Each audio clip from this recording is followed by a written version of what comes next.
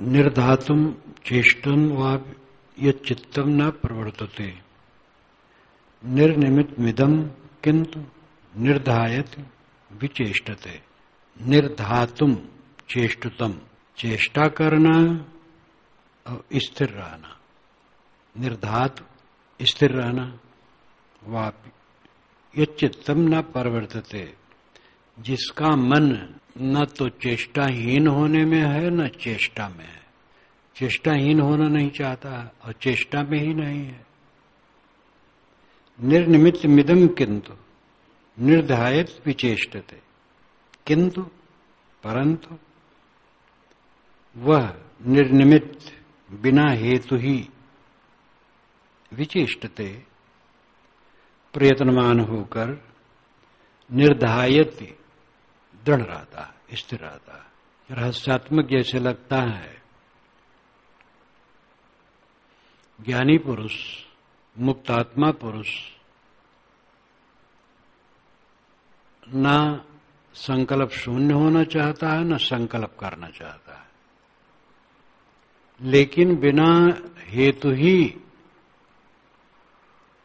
वह दृढ़ स्थिरता के लिए प्रयत्नमान रहता है। ये संध्या भाषा में कही हुई बात का सार ये लगता है कि ज्ञानी का आग्रह नहीं रहता, हट नहीं रहता है, पकड़ नहीं रहती, लेकिन सब समय वो स्थिर चित्त रहता है। चित्त स्थिर करूं, कोई चेष्टा नहीं। चेष्टामान हो उसके लिए चेष्टा है ही नहीं, लेकिन सहज ही वो चेष्टाहीन होता है।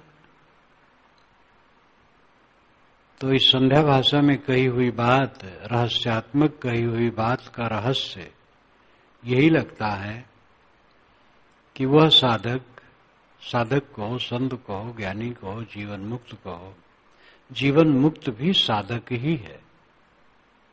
जब तक जीवन है, जीवन मुक्त भी साधक है। वह सहज ही सब समय शांत रहता है। उस ढंग से उसको प्रयत्नवान होना नहीं होता है। सहज स्वाभाविक उसकी स्थिति ऐसी रहती है। ये अखंड तत्व दर्शन या वैराग जो कुछ कहो, तत्व दर्शन असलियत का निरंतर बोध, वैराग अनात्म वस्तुओं से अत्यंत विरति। इस उच्चतम स्थिति में रहने वाला साधक सहज ही शांत रहता है सब समय। लेकिन ये साधना पर ध्यान दे सब कि इसकी नकलबाजी नहीं होनी चाहिए। इस अवस्था में पहुंचा हुआ साधक विलक्षण होता है। सबको प्रयत्न करना है, सबको ध्यान देना है कि हम क्या कर रहे हैं। सोच रहे हैं मरी मरी बात, बहुत पुरानी पुरानी बात, और उसी में समय बर्बाद होता चला जा रहा है। मिले हुए प्राणी पदार्थों को सोच रहे हैं। किसी ने कहा वो सोच रहे हैं, हमने खुद कहा वो सोच रहे हैं। आगे का नक्शा बना रहे हैं, परिकल्पना। ये सब अकाज करना है। जागरूक रहो, मन शांत रहे, इसके लिए जागरूकता की जरूरत है। प्रमाद मृत्यु है। प्रमाद भूल, चाहे जो कुछ मिले रहेगा नहीं, और मैं से मैं अलग होगा नहीं। इस फाट को समझना चाहिए, अंतर को। दुनिया की गर्मी क्षणिक है और वो धोखा देने वाली। जितनी उपलब्धियां होती हैं, गर्माहट आने की संभावना होती। सुख में सूक्ष्म हंता हुई, अध्यास लक्षण जानव सोई, श्री काशी साहब ने कहा है। सुख में जो सूक्ष्म अहंकार होता है वही अध्यास का लक्षण है। सुख यानी दृश्य सुख। जो आत्म सुख है वो तो स्वभाव है, वो तो ठीक है। आत्म सुख उत्तेजक नहीं होता है, दृश्य सुख उत्तेजक होता है। आत्मा सम है, निर्विशेष है, और उस भाव का सुख निर्विशेष रहता है, उसमें उत्तेजना नहीं होती है, तो संतोष की स्थिति है। और दृश्य पदार्थों के संबंध का जो सुख होता है वो उत्तेजक होता है, और वही धोखा देता है, हमें ठग लेता है, हम भूल जाते हैं, अहंकार आ जाता है, पतन होता है। सारा दृश्य अनात्मा नित्य है, उससे हमारा संबंध नहीं है, और अपने आप से संबंध कटना नहीं है कभी। इस भाव को समझ करके अपने मन को व्यर्थ इधर उधर चंचल न करे, स्वरूप भाव में टिकाए, प्रयत्नमान रहो। इसमें जो कहा गया है कि वह प्रयत्न नहीं करता है चित्त स्थिर हो या चित्त चंचल हो, किंतु बिना हेतु ही प्रयत्नमान होकर दृढ़ स्थित रहता है। तो प्रयत्नमान होकर तो कहा विचेष्टते, विचेष्टते चेष्टा पूर्वक प्रयत्नवान होकर, निर्निमित्तमिदं किंतु निर्धायत विचेष्टते, निर्निमित्त बिना हेतु के ही विचेष्टते प्रयत्न करके निर्धायत दृढ़ स्थिर रहता है। जागरूकता सावधानी ही साधना है, निरंतर सावधान। तत्तम यथार्थमाकरण मंद प्राप्नोत मूढ़ताम अथवा यात संकोच मूढ़ कोअपि मूढ़वत। तत्तम यथार्थम आकरण, आकरणन सुनना, आकरणन सुनना, कर्ण कान को कहते हैं, आकरणन सुनना, आकर्ण सुनकर। तत्तम यथार्थम आकरण मंद प्राप्नोत मूढ़ताम। जो मंद बुद्धि का है, मूढ़ है, वो यथार्थ तत्व को सुनकर भी मूढ़ता ही में रहता है। यथार्थ बोध की बात सुनता है लेकिन मूढ़ बना रहता है, धारण नहीं होता है। अथवा आत्म संकोचम, अथवा संकोच करता है, हाथ पैर बटोर करके ध्यान लगाने का ढोंग करता है कि मैं बड़ा संयमी हूं, ये दिखाना चाहता है। लेकिन अमूढ़ा को अभी मूढ़वत, को अभी कोई बिरला अमूढ़ है, ज्ञानी है, लेकिन मूढ़वत रहता है, मूर्खवत रहता है। ये भी पहली जैसी बात है। लाओ त्से और कबीर जैसी भाषा, ये सब का अभिप्राय है कि अपने को बहुत विद्वान प्रदर्शित करना और बहुत साधक प्रदर्शित करना, ये दिखावा से काम नहीं होगा। मूढ़वत रहो और अमूढ़ रहो, मूर्ख रहो। प्रदर्शित न करो कि मैं बड़ा ज्ञानी हूं और बड़ा साधक हूं। दो बात इसमें कही गई। तत्तम यथार्थमाकरणम मंद प्राप्नोत मूढ़ताम। मंद आदमी तत्व की बात सुनकर भी मूढ़ रहता है। अथवा यात संकोचम, संकोच समेटता है अपने को, दिखाता है मैं साधु हूं, साधक हूं और बहुत बड़ा साधक हूं। एक साधु रहे महंत, तो वे भक्तों के यहां कमरे में पड़े रहे, स्त्रियों से अपना खूब घुले मिले रहे। कहा मैं लोगों से नहीं मिलता हूं, और ज्यादा बोलता नहीं, समाधि में रहता और स्त्रियों से सब खूब घुले मिले रहे और खूब मेवा मलाई खाते रहे धनवानों यहां, और ढोंग दिखाएं कि मैं बहुत एकांतवासी मौन ऊंची स्थिति में पहुंचा हुआ हूं और रोगों से घिरे रहे।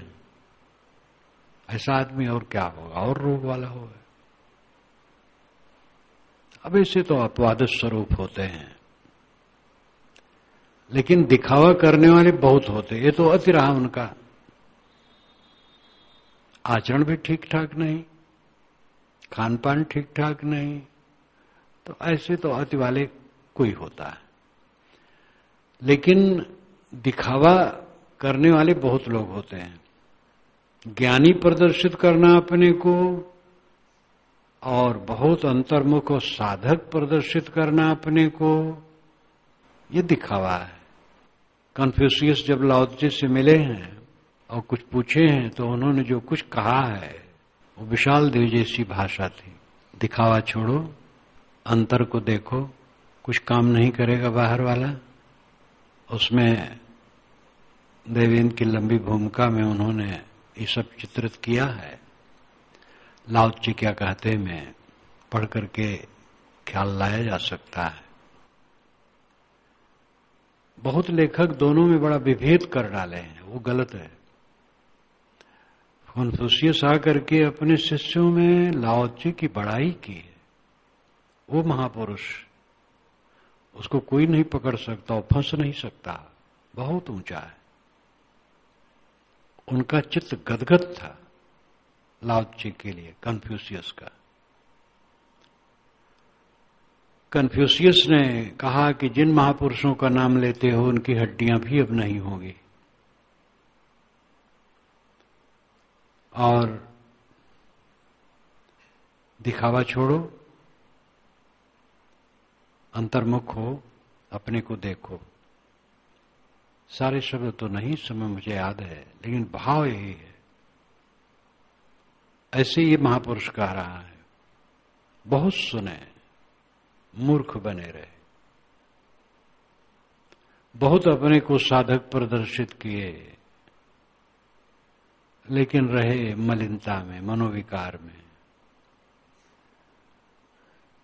अमूढ़ा को अपमूढ़वत, कोई ज्ञानी मूर्खवत दिखता है और अंदर संतुष्ट रहता है, महाज्ञानी रहता है, बाहर से मूर्खवत रहता है, अपने को प्रदर्शित नहीं करता है। मैं विद्वान हूं, मैं साधक हूं, ये प्रदर्शित नहीं करता है, मूर्खवत दिखता है और अमूढ़ रहता है, ज्ञानी रहता है। ये दिखावा और बड़ाई जहर है साधक के लिए। मान बड़ाई की इच्छा होना तो अपना पतन है। इसलिए साधकों को चाहिए कि व्यवहार में भी सावधान रहें, पैर धुलवाने की इच्छा न रखें किसी से, सम्मान पाने की इच्छा किसी से, पूजा सत्कार करवाने की इच्छा मन में बिल्कुल न हो। अपना कल्याण का काम करना है। मान बढ़ाई और भोग, काम भोग और प्रतिष्ठा भोग में तो आज तक सड़ते रहे। काम भोग और प्रतिष्ठा भोग, ये दो की लालसा, इसी में आज तक सड़ते रहे। कल्याण का काम करना है, इसलिए बहुत जागरूक रहने की आवश्यकता है। एकाग्रता निरोधो वा मूढ़ैरभ्यस्ते भृशम धीराः कृतिम न पश्यन्ते सुप्तवत् सुप्ते स्थिताः। मूर्ख आदमी एकाग्रता और निरोध का बहुत अभ्यास करता है, लेकिन धीरवान पुरुष कृत्रिम न पश्यन्, कुछ अपना कर्तव्य नहीं समझता है। सुप्तवत् सुप्ते स्थिता, वो सुसुप्त के समान स्वरूप में स्थित रहता है। यहां मूढ़ का अभिप्राय है स्वरूप ज्ञान विहीन, जो स्वरूप ज्ञान विहीन है, जिसे अपने स्वरूप का ज्ञान नहीं है, वो एकाग्रता और निरोध और बहुत प्रकार का अभ्यास करता है, लेकिन जहां का तहां रहता है। जब एक खड़ेश्वरी हमें मिले और मौन भी रहते थे, रगड़गंज के पास में था, तो वहां आए। बैसाख का महीना होगा, स्नान किए, चारों तरफ थोड़ी थोड़ी आग रख करके बीच में खड़े हुए, गीला कपड़ा सिर पर डाल करके जप करने के लिए धूप में। यही पंचअग्नि है, चार तरफ आग रख दे, ऊपर से सूरज, यही पंचअग्नि है। और खड़े खड़े खाए, खड़े खड़े आराम किए। एक तख्ती लिए रहे हैं, डोरी बांधे रहे हैं, तो किसी लकड़ी में उसको डाल करके झुला दें, उसमें सीना रख करके अपना विश्राम। इतना कठिन तप। तो जिनके यहां था उन्होंने मेरे लिए कहा कि उनसे मिलो। तो कोई 3-4 बजे का समय, 4-5 बजे का मिले, तो मैं खाट पर वे खड़े, तो अच्छा नहीं लगा उनको, लेके मैं बाहर चला गया। छोटा स्लेट ले रहे हैं वो, लिख करके बोले, बताओ, तम्बाकू खाते थे, खड़ेश्वरी रहे लेकिन तम्बाकू नहीं छूटा था। मैंने कहा अपने को जानते हो? स्लेट पर उन्होंने लिखा नहीं। ईमानदार थे, सरल थे। किस लिए ऐसा घोर तप कर रहे हो? भगवान के दर्शन के लिए। हुआ नहीं हुआ? कितना दिन दर्शन करोगे? इतना दिन है, अभी बाकी है। तो हम कहे इससे भगवान दर्शन नहीं होगा। कहे 15 संत कोई खिला दे तो मैं इसको बंद कर दूं। मैंने कहा मैं खिला दूंगा, लेकिन फिर सोचे होंगे कि भगवान कुपित न हो जाए, तो मुकर गए। तम्बाकू खाते थे। तम्बाकू क्यों खाते हो? आदत हो गई। इतना घोर तप करने वाला तम्बाकू नहीं छोड़ पाया था। अज्ञान।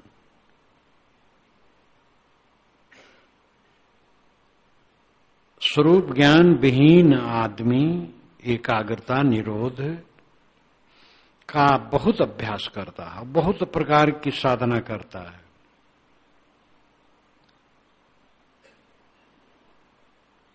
अमृतपान।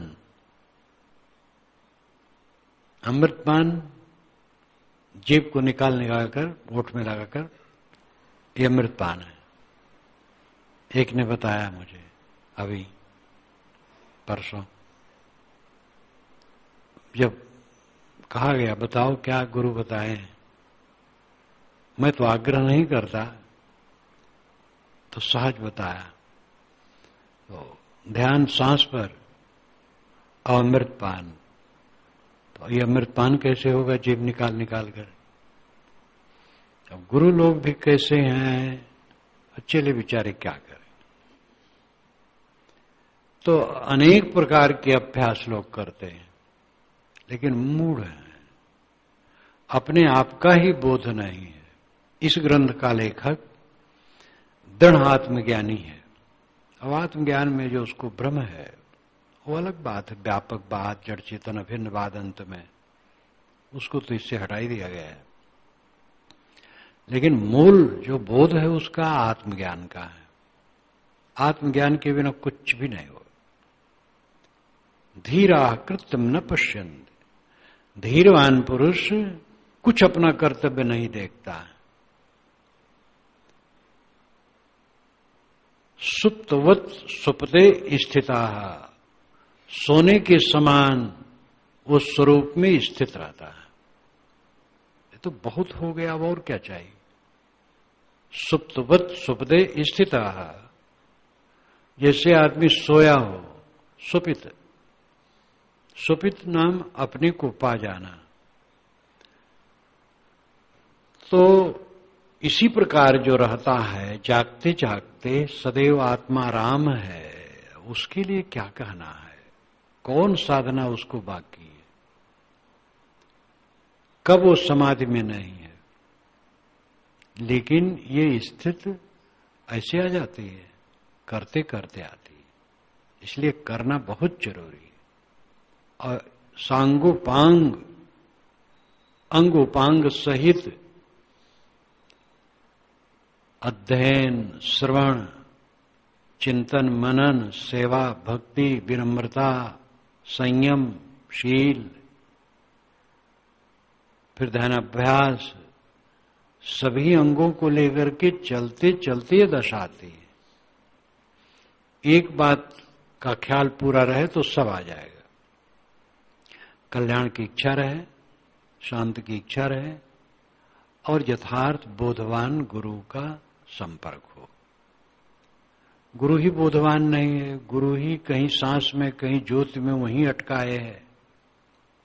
सांस, ज्योत, बिंदु, नाद ये आरंभिक साधना के अंश हैं, थोड़े समय के लिए, दीर्घकालिक ये साधन नहीं है।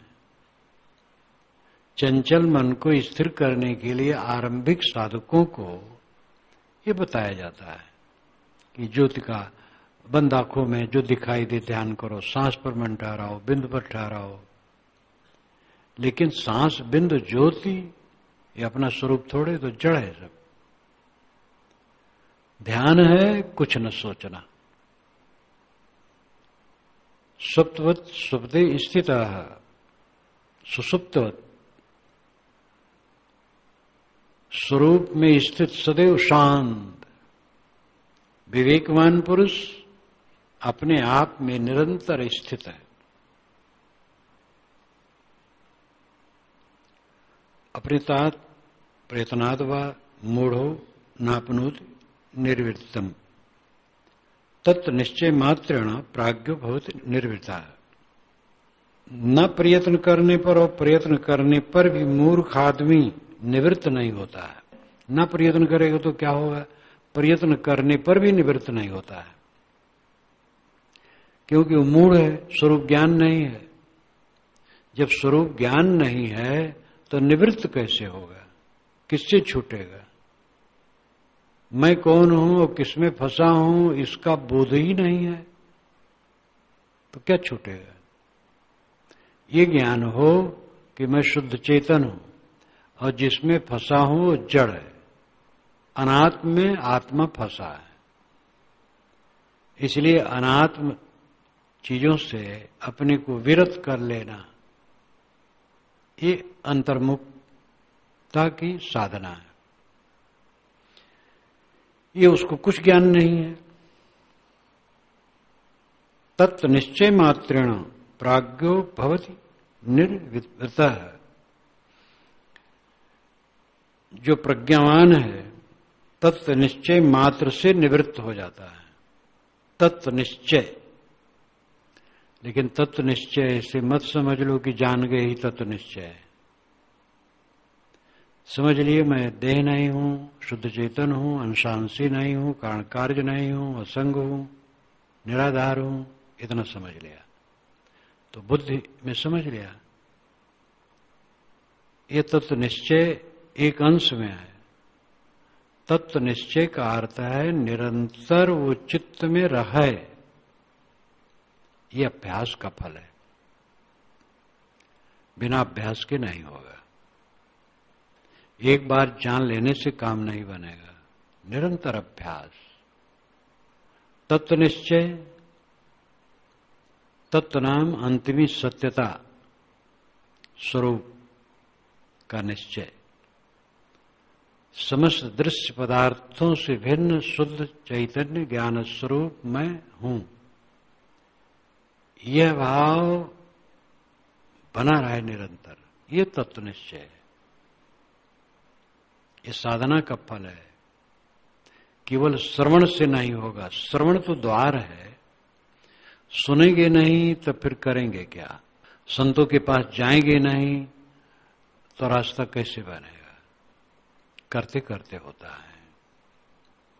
हरिजनों के टोले में संत उनके आते थे तो जैसे मैं पता पाऊं उधर घूमने के बहाने निकल जाऊं। और रास्ते में कहीं खड़ा हो जाओ, उनको देख लो, गांजा पीते हैं और कुछ करते हैं, कुछ तो कहते जरूर है, उनकी साधुओं की भाषा मीठी होती है, अच्छी अच्छी बात कहते हैं, गांजा वाजा पीते, आदत है। वहां खड़ा होकर के कुछ देख लो। बैठ नहीं सकता था, मर्यादा के चक्कर 10 लोग हाय हाय करने लगे तो खड़ा होकर देख लेता, फिर चला जाता। भंडारे जगह जगह हो तो माता से सीधा पानी मांग करके चला जाऊं, दे दो और बैठा रहूं, सुनो। वहां कुछ खाऊं पियो नहीं, कुछ लो नहीं, सुनो। कोई भजन गावे, कोई बात करे, उसी में बड़ा आनंद आवे। संतों को वेश देख करके ही पूरा अंग गदगद हो जाए। और देखता हूं गांजा पीते हैं, भांग पीते हैं, और मैं कुछ नहीं पीता खाता हूं। लेकिन ये नहीं हो कि नीच है मैं ऊंच हूं, महात्मा है, पीते खाते हो। एक बार तो पारक का ज्ञान पूरा पक्का था मेरा, लेकिन पूजा थोड़ी चल रही थी, चंदन लगाए था, चोटी बांधे था ठीक से, और पास ही में हरिजन संत की कुटिया थी, गया बस वो 200-400 गज की दूरी पर पश्चिम तरफ हुई सड़क पर। तो महात्मा तो थे, योग्य कविपंथी थे और बुजुर्ग थे, उनके साथ कई थे, सब बैठे थे और भांग का शरबत चला। मैंने कहा महाराज मैं नहीं पीऊंगा, नशा कुछ नहीं लेता हूं। फिर मैं कुछ पूछा तो कहे काल निरंजन से सब प्रकट हुआ, उसके पेट को फाड़ा गया। तो मैंने कहा तो पेट की सृष्टि किसने की, उस निरंजन की सृष्टि किसने की? तो वो आश्चर्यचकित हो गए। वे हमें समझे कि पंडित उंडित होंगे, और मैं पारख की भाषा बोलने लगा तो हैरान हो गए। तो आंखें फाड़ फाड़ के देखने लगे, आप किस देश से बात करते हैं? मैंने कहा देश आप स्वयं समझ लीजिए। तो उसमें जो शरबत पी रहे थे तो संतो मते मात जन रंगी, पियत पियाला प्रेम सुधारस मत वाले सत्संग। लेकिन मैं बीजक पढ़ने लगा था। मैंने कहा महाराज ये जो साहब सत्संग की बात कहे हैं ये भांग का रस थोड़े कहे हैं, लेकिन खैर कोई बड़ी चीज नहीं, आप लोग पीते हैं तो पिए। तो ऐसे देखते सुनते तब पारखी भी मिल गए। एक भक्त ने कहा था कि तुम अपने दरवाजे पर जो चारा बोते हो तो पक्षी आके खाते हैं, तो पक्षी बताएंगे कभी हंस को, तो हंस भी तुम्हारे दरवाजे पाएगा। ये अलंकारिक रहा। संतों में मेरा भाव था तो धीरे धीरे पारखी संत मिल गए। एक लागे किसी की नहीं होता, न मालूम कितना कूड़ा कचरा मन में वाणी में इंद्रियों के विकार हैं। कोई एक लागे तत्व निश्चय हो जाए और बेड़ा पार हो जाए। समझ हो जाने के बाद भी तत्व निश्चय जिसे कहते हैं वो दीर्घ काल के परिश्रम का परिणाम है। जब कोई राग द्वेष छोड़ करके, कला कल्पना छोड़ करके दृढ़ होकर के लगेगा और एक रस करेगा साधना, तब तत्व निश्चय दगादग बना रहेगा, वो भटकेगा नहीं, प्रमाद उसको फिर नहीं होगा। तत्व निश्चय मात्रेण प्राज्ञ बहुत निर्वृता, जो प्राज्ञ है, प्रज्ञावान है, तत्व निश्चय मात्र से वो निवृत्त हो जाता है, शांत हो जाता है। लेकिन वो तत्व निश्चय परिश्रम का परिणाम है। ये मत समझ लेना हम पढ़ लिए जान लिए बस हो गया। बना रहा है मन में, सदैव बना रहा है, दिमाग से हट गया। देह बुद्धि, कलह बुद्धि, राग बुद्धि, द्वेष बुद्धि, ईर्षा बुद्धि, काम बुद्धि, न मालूम क्या क्या विकार आ रहा है, और अपने माने हम तत्व निश्चय में है, महाधोखा है। विकार जब ठहरने न पाए, स्वरूप भाव में चित्त निरंतर रहे, ये तत्व निश्चय। इस तत्व निश्चय मात्र से साधक निवृत्त हो जाता है। निर्वृत्त निर्वृत्त का मतलब है शांत। इसलिए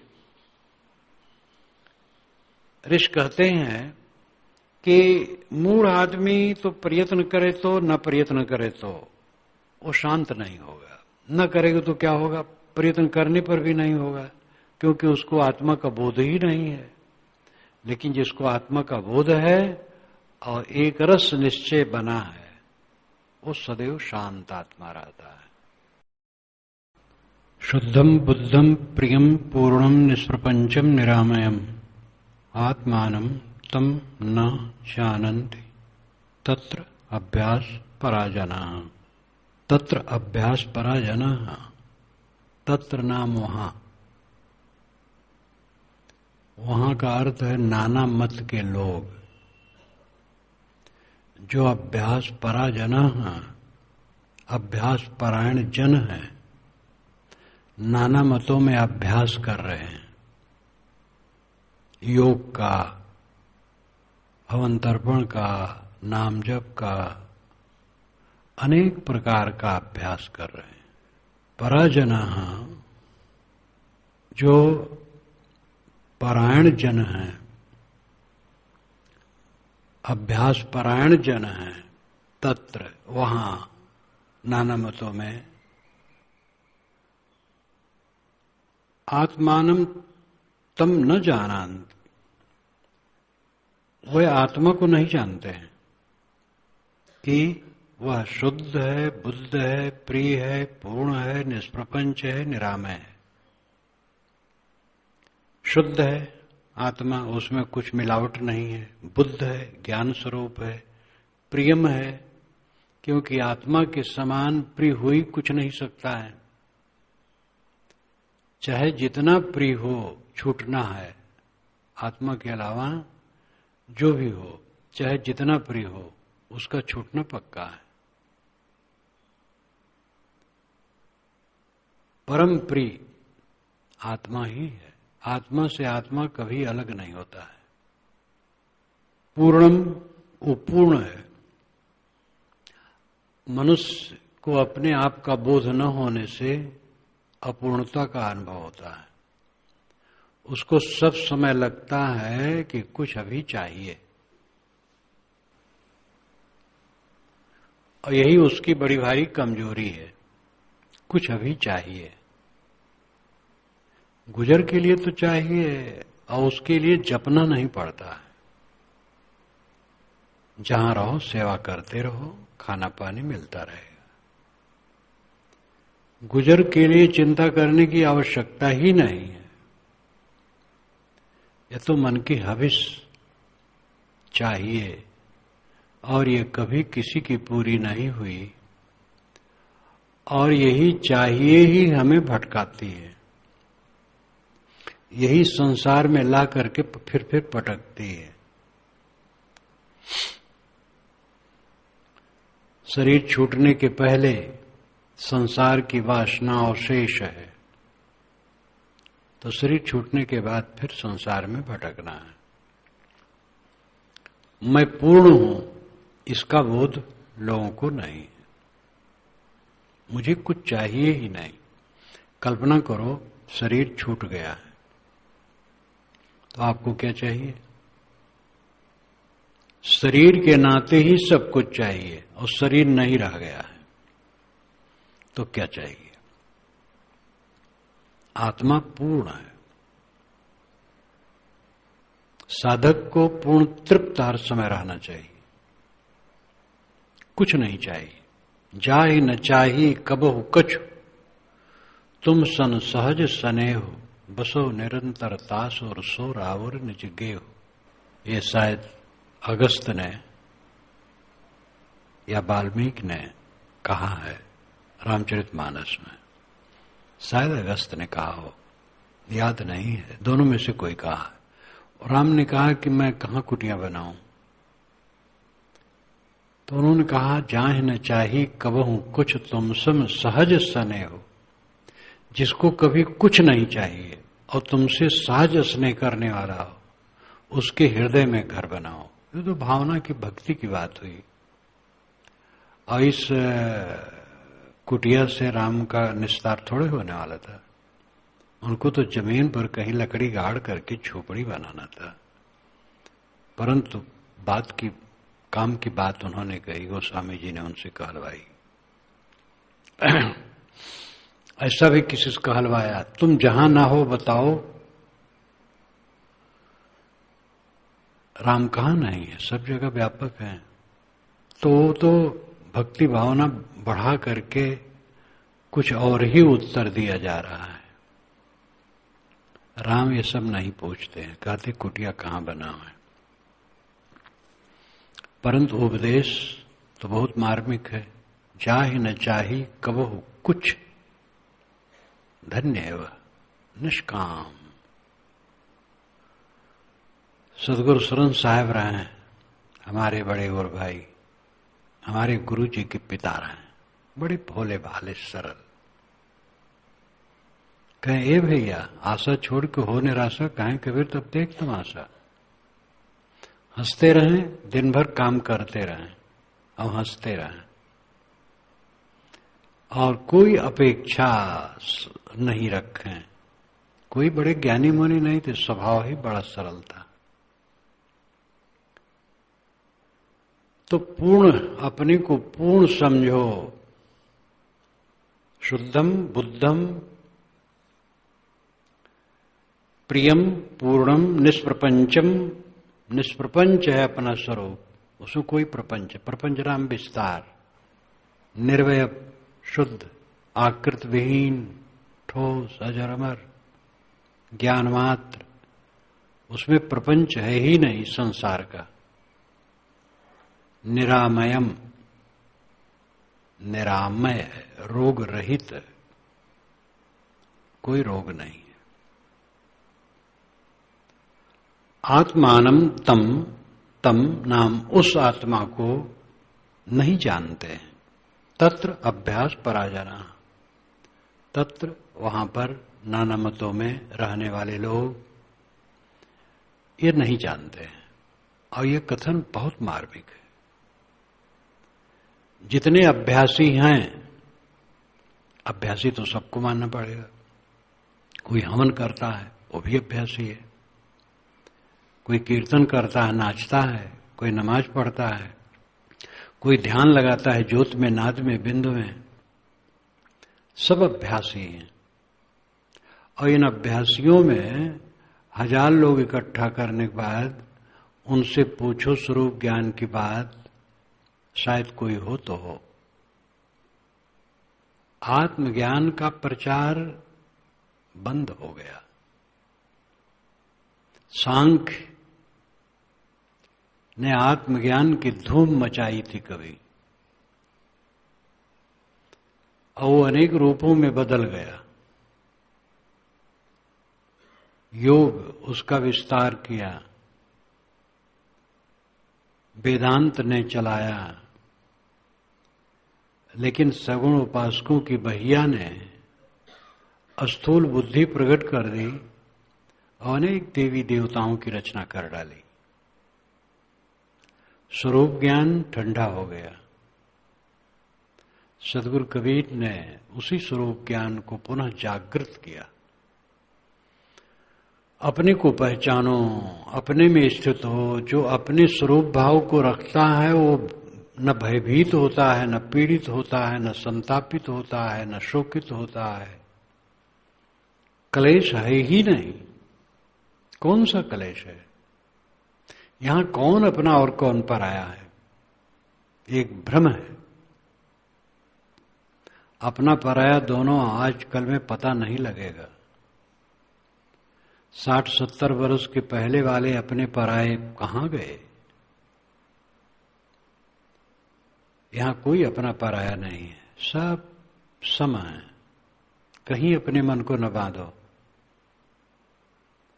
जिनको अपना मानोगे वहीं दुख पाओगे, जिनको पराया मानोगे वही कभी सेवा कर सकते हैं। तो अपना पराया कुछ नहीं। समता, शील, संयम, निर्भयता, प्रसन्नता। हमारे जीवन में सबसे सफल काम यही है कि हम सब समय प्रसन्न रहें। और ये हमारे अधिकार में है। बाकी जो है सो है, जैसा है वैसा करो, करने की कोई सीमा है। नापनोति कर्मणा मोक्षम विमूढ़ो अभ्यास रूपिणा धन्यो विज्ञान मात्रेण मुक्तस्तिष्ठत विक्रिया। न आपनोति कर्मणा मोक्षम विमूढ़ाभ्यास रूपिणा। विमूढ़, इसमें विमूढ़ कहा गया है आत्मज्ञान विहीन को। जिसे अपने स्वरूप का ज्ञान नहीं, वो विमूढ़ है, मूर्ख है। न आपनोति कर्मणा, वो कर्म से हवन तर्पण करके या और कर्म कांड करके न आपनोति, नहीं प्राप्त कर सकता मोक्षम। अभ्यास रूपिणा, बहुत अभ्यास करता है उससे भी नहीं प्राप्त कर सकता। न तो कर्म कांड से मोक्ष मिलेगा और न नाना प्रकार के जो अभ्यास कर रहे हैं उससे मोक्ष मिलेगा। धन्यो विज्ञान मात्रेण मुक्त तिष्ठत अविक्रिया। वो धन्य है जो स्वरूप के ज्ञान मात्र से मुक्त होकर के, क्रियाहीन होकर के स्थित हो जाते हैं। जिन्होंने अपने को समझ लिया मैं क्रियाहीन हूं, निष्क्रिय स्वरूप मेरा है और पूर्ण स्वरूप मेरा है, निरीह स्वरूप मेरा है, इच्छा रहित, ई नाम इच्छा, निरीह इच्छाहीन मेरा स्वरूप है और कोई विकार नहीं, कोई परिवर्तन नहीं, अखंड ठोस ज्ञान का अखंड गोला आत्मा है। गोला का मतलब कोई लंबा चौड़ा नहीं, उसके विषय में आकार का सोचना ही भ्रम है, अद्भुत है। जो सारा आंदोलन कर रखा है वो खुद इतना सूक्ष्म है कि क्या कहा जाए। अड़ोरड़ियाम महतो महीयान आत्मस जंतोर निहतो गुहायाम तमकृतो पश्यत वीत शोको धातु प्रसादान महिमान महात्मना, ये उपनिषद में आता है। अड़ोरड़ियाम, अड़ु अड़ियाम, अणु से अणु, अत्यंत सूक्ष्म, लेकिन ज्ञान में, शक्ति में महतो महीयान, महान से महान है। सारा ज्ञान विज्ञान उसी का आंदोलन है। अड़ोरड़ियाम महतो महीयान आत्मस जंतुर निहतो गुहायाम, वह आत्मा सभी जंतुओं देहधारियों की गुहा में बैठा है। गुहा, गुफा, हृदय,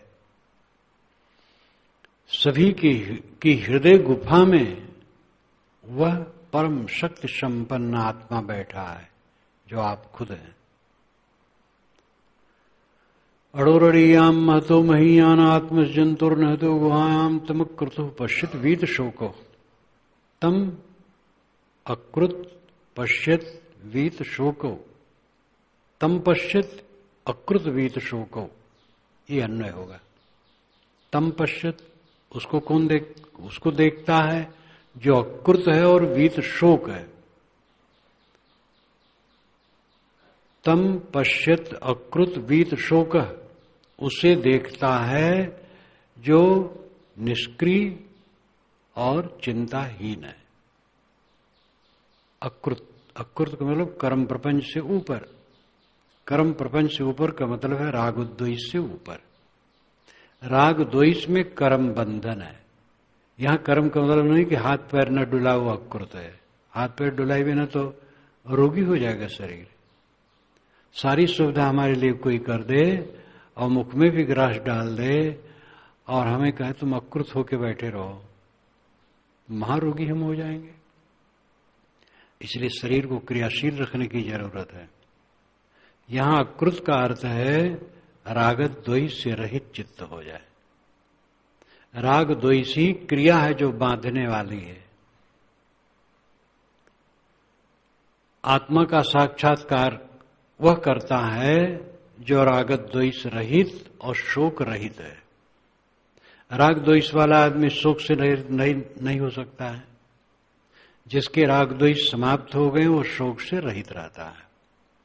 धातु प्रसादान महिमान आत्मना, धातु के प्रसाद होने पर महिमानम आत्मना, आत्मा अपनी महिमा में प्रतिष्ठित हो जाता है। धातु, धातु कहते हैं जो धारण करे। तो भक्ति पक्ष का अर्थ इसमें अलग है, ज्ञान पक्ष का अलग है। लेकिन ये ज्ञान पक्ष का है, भक्ति पक्ष वाले जबरदस्ती करते हैं।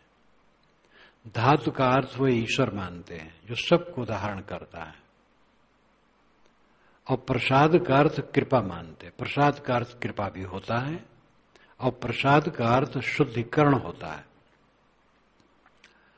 तो धातु प्रसादान महिमान आत्मना, धातु के प्रसाद होने पर, ईश्वर की कृपा होने पर महिमानम आत्मना, आत्मा भगवान की महिमा में चला जाता है।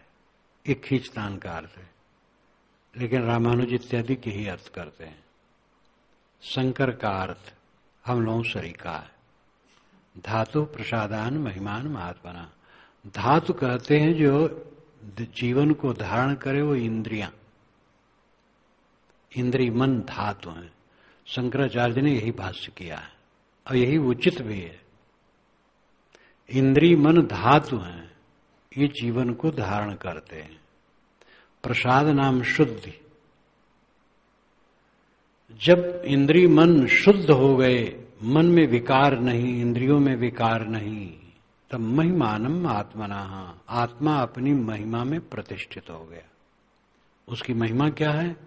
असंगता, शोकहीनता। तो आत्मा अणु से अणु है, महान से महान है। आकार में अणु से अणु है, जिसके विषय में कल्पना करना मुश्किल है। और महान से महान है, यानी महान शक्ति संपन्न है। सारा ज्ञान विज्ञान उसी की देन है। तो धन्यो विज्ञान मात्रेण मुक्त तिष्ठत विक्रिया। लोग कर्म करके और नाना प्रकार के अभ्यास करके, हुएनसांग ने लिखा है इसी प्रयाग में, लकड़ी गाड़ करके गंगा में किनारे बड़ा स्तंभ है और फिर बेड़ा, एक पैर के लिए और एक हाथ के लिए बांधते थे और सूरज उगने के पहले उस पर चढ़ जाते थे और पैर एक बेड़ी लकड़ी पर रखे रहते थे और एक बेड़ी लकड़ी ऊपर बांधी रहती तो उसको पकड़े रहते थे और सूरज उगता था, बस उसी को देखना शुरू करते थे। बस सूरज को हरदम देखते रहना और सूरज ऊपर आया तो ऊपर देखते रहना, पश्चिम गया तो उधर देखते रहना। जब सूरज डूब जाए तब उससे उतरते थे। सूरज ही उपासनी है वेद के अनुसार। तो इसी में वो मानते थे कि ऐसा करने से मोक्ष हो जाएगा। हुएनसांग ने इसको देखा अपनी आंखों से आज से 1400 वर्ष पूर्व। तो उन्होंने लिखा है कि गंगा जमुना के मैदानी भाग में विशाल बालू का अस्तर, उस समय और भी कुछ ऐसा रहा होगा, तो बदलता रहता है। तो अभ्यास करने वाले तो बहुत हैं, लेकिन धन्यो विज्ञान मात्रेण, वह धन्य है जो आत्मा के विज्ञान मात्र से राग द्वेष रहित होकर के अपने आप में स्थित हो जाता है। मूढ़ो नापनो तद्ब्रह्म यतो भौतिम इच्छति अनिच्छन्नपि धीरो ही परब्रह्म स्वरूप भाग। मूढ़ो न आपनोति तद्ब्रह्म यतो भौतिम इच्छति। मूढ़ आदमी, स्वरूप का अज्ञानी, जिसे स्वरूप का ज्ञान नहीं है, यतो वो यत्न करता है, अभ्यास करता है और भौतिक इच्छित, उसको इच्छा है कि मैं ब्रह्म स्वरूप हो जाऊं, लेकिन मूढ़ है, वो अपने को समझता ही नहीं है। इसलिए तद ब्रह्म ना अपनोति, उस ब्रह्मत्व को नहीं प्राप्त कर पाता है। ऋषि का बारंबार जोर है कि ठीक से अपने को समझो, अपने को ठीक से समझते नहीं हो, अलग खोजते हो। तो तुम मेहनत भी करो, त्याग भी करो, खूब अभ्यास करो, लेकिन वो दशा नहीं आएगी। इसलिए ठीक से समझ लो, पहले जान स्वरूप को, पाछे बंधन चीन, दोनों की परिचय भई तबही मोक्ष लख लेन। ये विशाल देव कहते हैं। पहले अपने स्वरूप को जानो, फिर बंधन को जानो, फिर बंधन त्याग करके अपने आप में स्थित हो जाओ। मूढ़ो नापनो तत्ब्रह्म ये तो भौतिम इच्छति। स्वरूप का अज्ञानी आदमी साधना भी करता है और इच्छा भी करता है कि मैं ऐसी स्थिति पा जाऊं, लेकिन नहीं पाता है। अनिच्छन्न धीरो ही। लेकिन एक धीरवान पुरुष जिसे स्वरूप का ज्ञान है और दुनिया के समस्त प्रपंचों और हलचलों में कभी भी विचलित नहीं होता है। ज्ञान का लक्षण है कभी विचलन न होना, कभी भयभीत न होना, पीड़ित न होना, आंदोलित न होना। ये ज्ञान का लक्षण है। और थोड़े थोड़े में बस दुखी दुखी दुखी, और थोड़े में बहुत हर्षित। चाहे जितनी उपलब्धियां हों और चाहे जितना घाटा हो, ना अपना लाभ है ना हानि है। लाभ तो यही जो हम क्षोभित हो जाते हैं, हानि तो यही जो हम क्षोभित हो जाते हैं, और लाभ है क्षोभ न होना। अनिच्छन्न धीरो ही। धीरवान पुरुष अविचल स्थित वाला बिना इच्छा के ही परब्रह्म स्वरूप भाग, परब्रह्म स्वरूप हो जाता है ही। समझ लिया, निमग्न हो गया अपने आप में। कुछ नकली थोड़े करना, कुछ पाना थोड़े है। किसी वस्तु को ला करके अपने में बैठाना नहीं है। मैं स्वयं वह हूं, समझ लें और सबसे निष्काम हो जाए और निर्माण हो जाए, बस बेड़ा पार। निराधाराग्रह व्यग्रा मूढ़ा संसार पोषका एतस्सानर्थ मूल से मूलच्छेद कृतो बुधै। निराधार आग्रह व्यग्रा मूढ़ा संसार पोषका। मूढ़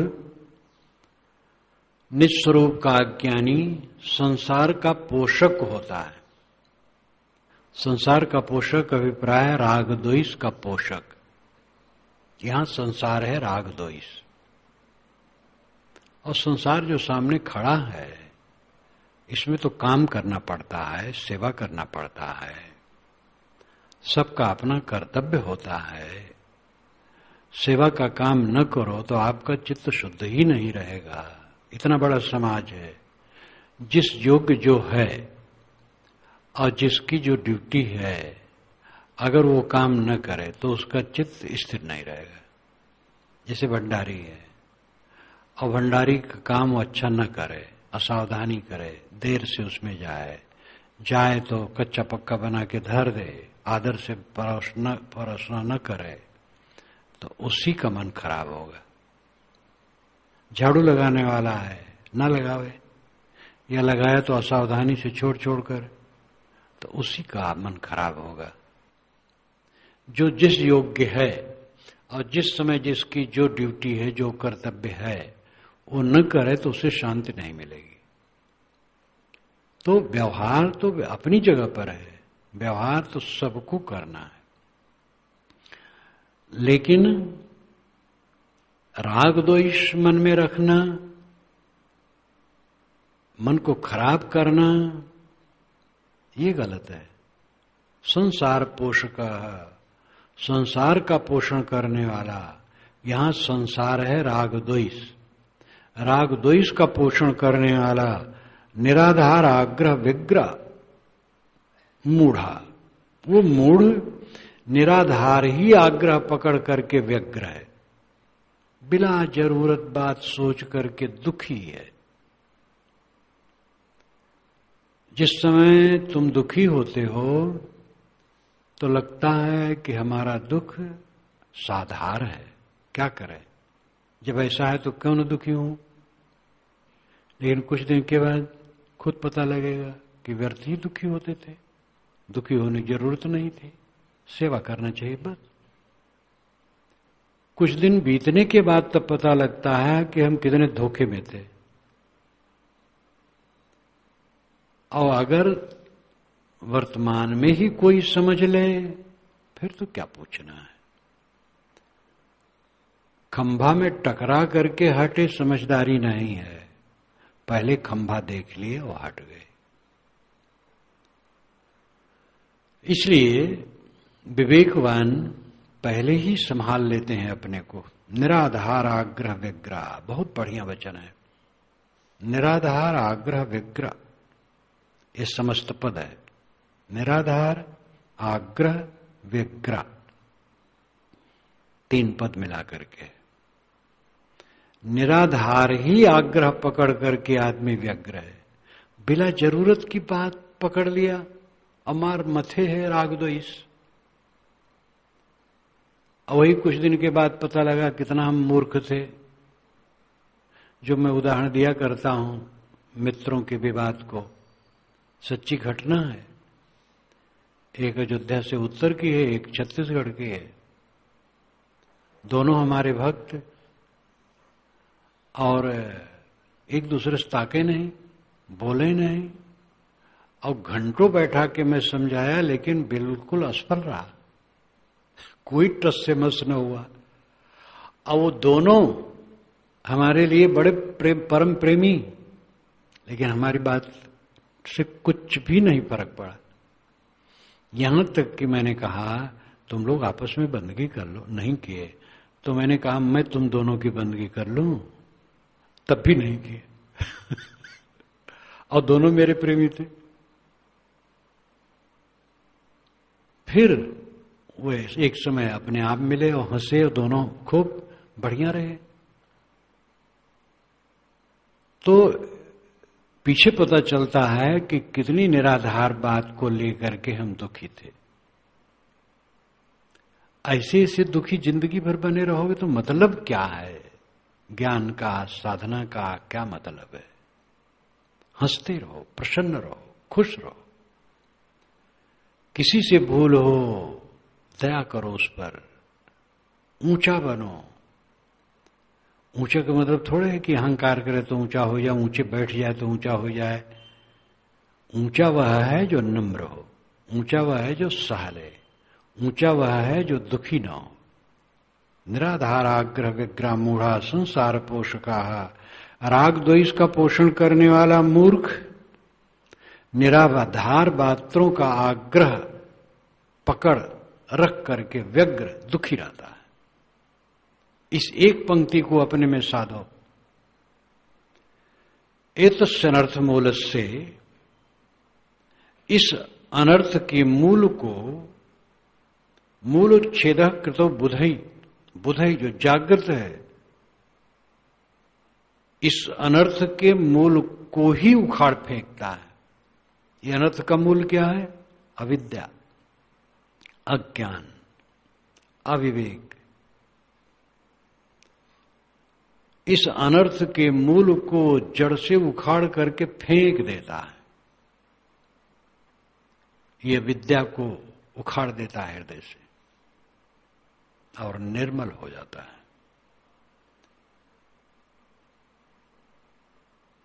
बहुत महत्वपूर्ण मंत्र है। निराधार आग्रह विग्रह मूढ़ा संसार पोषका। एतस्यानर्थ मूल से मूलोच्छेद कृतो बुधई। राग द्वेष का पोषण करने वाला मूर्ख मनुष्य बिला वजह की बात पकड़ करके हरदम दुखी रहता है। लेकिन इसकी जड़ जो अज्ञान है, विवेकवान उसको खोद करके फेंक देता है। इसलिए सब समय आनंद कंद रहता है। सभी लोगों से मेरा आग्रह है कि सब समय सुखी रहो, कभी दुखी न रहो। जब जब दुखी होगे तब तब भूल रहेगी, समझ लो। ये नहीं दूसरे ने ऐसा कह दिया, अरे कह दिया, आ गया, तुम्ही से हो जाता है, तुमसे न मालूम कब कब उटपटांग बात होती, उस पर ध्यान नहीं दे, दूसरा थोड़ी कह दिया, बस गाल फुला ली। कहीं ऊंच नीच हो गया, कहीं बीमारी आ गई और उसी में रो रहे हो। बीमारी चली जाएगी, शरीर ही चला जाने वाला है। घाटा हो गया, क्या घाटा हो गया? घाटा कुछ है ही नहीं है। तो जितना भी मन का रोग है वो सब अज्ञान से है। विवेकवान बुद्धि, विवेकवान जागृत पुरुष उसको जड़ से उखाड़ करके सदैव आनंद कंद रहता।